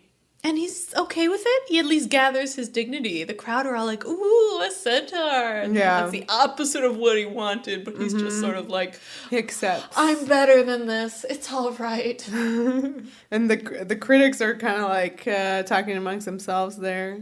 Yeah, this is the one moment that I just, whenever I think of this episode, I think of these two doing this. Yeah, so one goes, the play's not bad, I just don't buy that Xena, which again, I'm like, I mean, I guess that Xena, Paulina Xena, sure, but meta-ish, I'm like, what? Because Xena is amazing. And the other guy suggests that there's the opening of Buffus the Bacchae Slayer across the street. So here is Xena's little salute to Buffy. Okay. And if you know that the writers of this episode write Buffy, it gives some context to that. But I also like that this is Xena being like, oh, hey, I see you there across the street. Oh. These two shows with their female action heroes and similar concerns being like, yup. Yep. And of course, Buffy referenced Xena first. Right, Buffy did it first. There you Only go. in this context. Yeah, in their Halloween episode. Yeah. As the fight is winding down, we have Minya and Paulina double team and take out a goon, and then Xena finishes the rest. The crowd cheers. There's a standing ovation. Huzzah, huzzah. I love all that around. Xena was like, yay, clap for me. This is cool. Yeah. She loved it.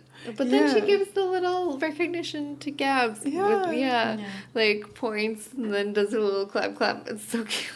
So you guys, what does this mean? Because Xena's violence becomes the spectacle, and the crowd loves it, just like we love it every week watching We're all the fighting. problematic. Put a coin in. Yeah, is this For just us like... all. I mean, it seems to be saying that we prefer faster chakram kill to Gabrielle and Xena a message of peace. That's closer to the spirit of the show. This is the dialogue. So like Xena and Gabrielle's like closing conversation where they're kind of talking about like the idea of being preached to versus like peace being boring, and like obviously this is like way more exciting to watch People action get beat up. Again, we've kind of, like, I've mentioned this a few times recently, that, like, it's always a problem when your genre is a violent one to make a message of peace, because you're going to, like, butt heads with it, which is why there are very interesting, like essays about the show that, like, wind up saying that it ultimately has a conservative message, like, because of these, like, issues with violence. This is interesting stuff. Well, whenever you have a show about violence that tries to treat violence as a bad thing, you're still making a show full of violence. Right. So it's one of those things where it can be very hard to toe that line, to keep that critical distance. And I think that's something, in a way it's interesting that we remarked that Xena is getting increasingly brutal in its violence, stepping away from that cartoon violence. And partly that's TV changing, like, and not so much that, like, the show has a message that they're going from cartoonish to, I mean, they're being allowed to do it more than they're being allowed to do it. But to me, it to. is interesting that they're more and more explicitly talking about, this issue of pacifism versus violence. Here, season 4 is wrestling with that so directly. I don't think it's a coincidence that the show itself is becoming more violent just at the moment where it wants, at least sometimes, to be able to condemn that violence. Yeah, I think it would be a lot harder to have this arc if the show was doing only kung fu violence. I think by having actual serious brutality in the way, and that's the episode where Gabrielle says, "No more for me." I mean, those two things are related. There were so many arms. Yeah. But then also, like, well, we'll get there in the Ides of March. Yes. Context always key. But yeah, I do sort of wish, I'm not really sure what the ending could have been for Gabrielle's play to kind of have it both ways. Like, how do you do the violence and the message? Like, she doesn't really figure out a way to do that. Like, the ending of Xena bashing heads. Has anything? Xena bashing heads. Well, I wonder if you could just look at the show as a whole and be like, well, there it is. Like, the answer to that question is look at the show you're watching. Like, it isn't just the bashing of heads, and it isn't just the delivering of the message. It is a combination of those two things. And that's, I think, again, the great thing about this episode, which is that it's addressing every single thing people could say about the show if you're not really watching it or only watched a little bit of it and wrote some kind of review and were like, this is dumb. Like, it's, short skirts and clobbering heads and hot tubs in the end, which, is something that might have been in my head before I watched it and then was shocked to find out that it is brilliant. Yeah, and I probably had the same thing with looking at Spartacus before I watched it, because you see a style and you see this and this, but then when you actually watch something, you realize that it can be more than these things, and sometimes those things that look problematic on the surface are actually serving a greater whole. Absolutely. Particularly for Spartacus, I think that's true, where the sex and violence is a part of the message. I think that is the ultimate that you hope for, where it's not like, oh, we're being sensationalist here, and now we're being serious. It's that place where you can actually take the sex and violence and portray it in a way that's part of the message that you're sending. Agreed. Again, I'm not going to die on the hill of the shrinking sports bra, though. No, but I'm not doing it. It's a different era of TV making, I think, in that case. It's, I'm glad they send it up, because they're very aware of it as a choice they've made. Yep.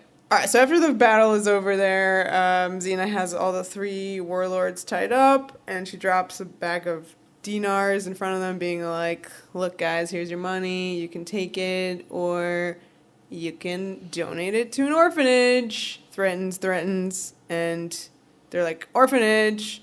So that's all taken care of. Then there's Zehra, right?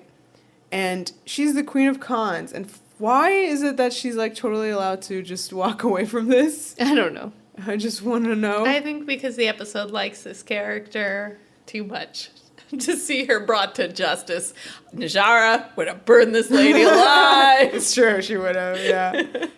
She says that she's totally learned her lesson. She sees the error of her ways.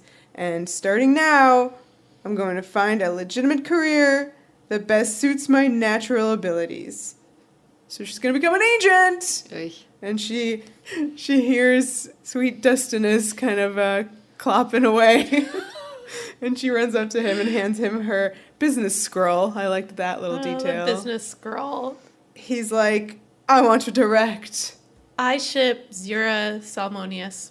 Oh my god, my OTP. Thank you. Yeah, I missed him in this episode. This would have been a perfect setting for him. Can I just say, that guy who we deemed Caesar in the cast, my first thought was is that Salmonius' robe? I was like, she cast Salmonius. It's like, no, she did not. I couldn't help but think with this, again, very obvious, playful joke about how actors always want to direct. Yeah. Meanwhile, there's Renee prepping for the season finale. Yes. And it's also funny because Gabrielle was directing here. So Gabrielle directed before Renee. Wow, Gabs did it first. So now we have one more layer added on to our reading of the ways in which Xena Warrior Princess the show is perceived by people and how that may or may not be different from the intention.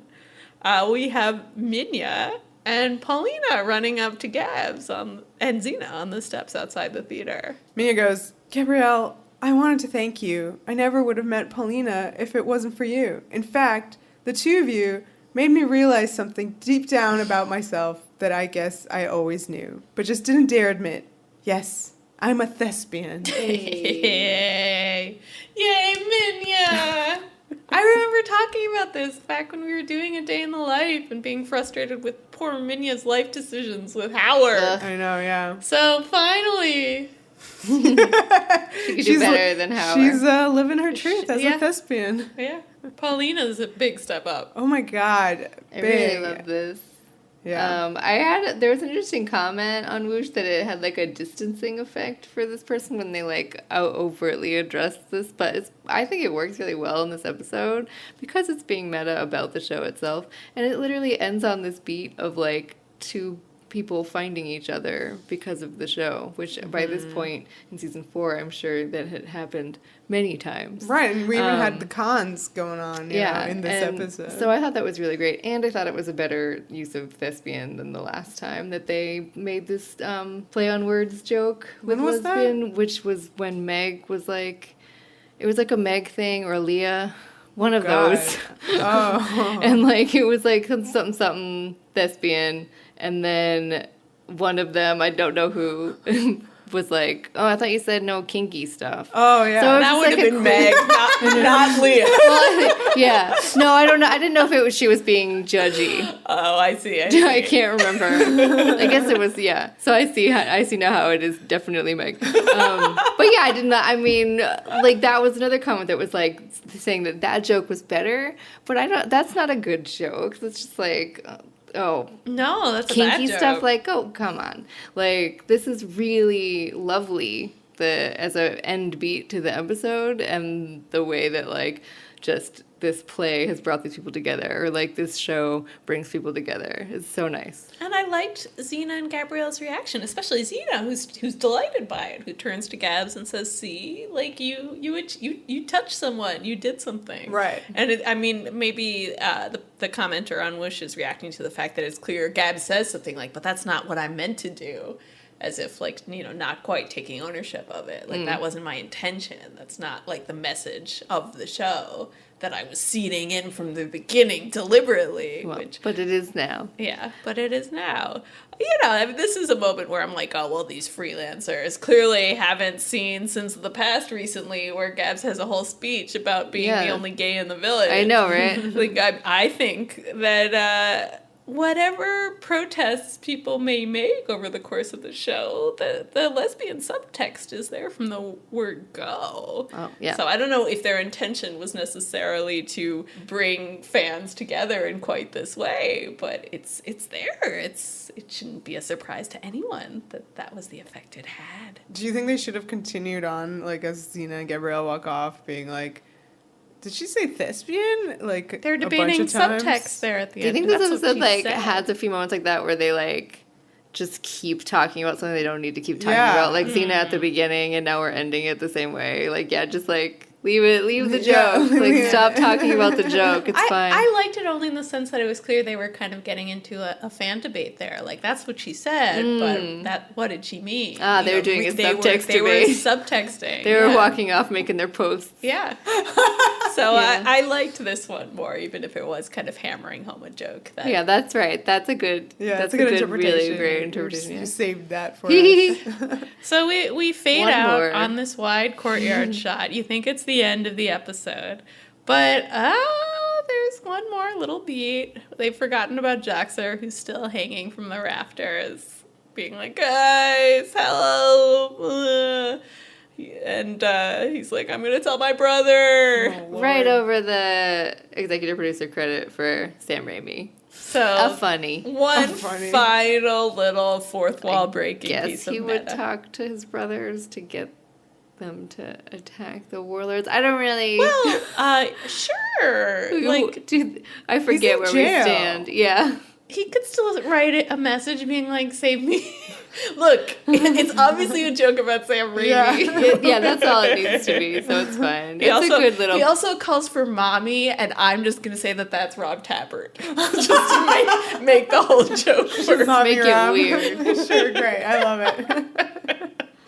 Well, I really enjoyed this episode. Yeah, I did too. I don't understand why it's hated so much. It's hated? Well, by Rob. Oh, right, that's by right. Mommy. Rob should maybe see it again. I think it's really charming and fun, and I think it's actually very masterful in coming at the end of this serious arc. It's really examining the show from a perspective that's nice to have at this moment when we are seeing the characters in new ways. You know, we have different hair. Oh, like, why not step aside and be like looking at the whole history of the show and being like, you know, which of these things are compromises? What does Xena actually want to be? You do feel like the show is having a kind of identity crisis with all the hair changes. That's so crazy because I feel like it's just kind of like coming into its own with a serious long season arc.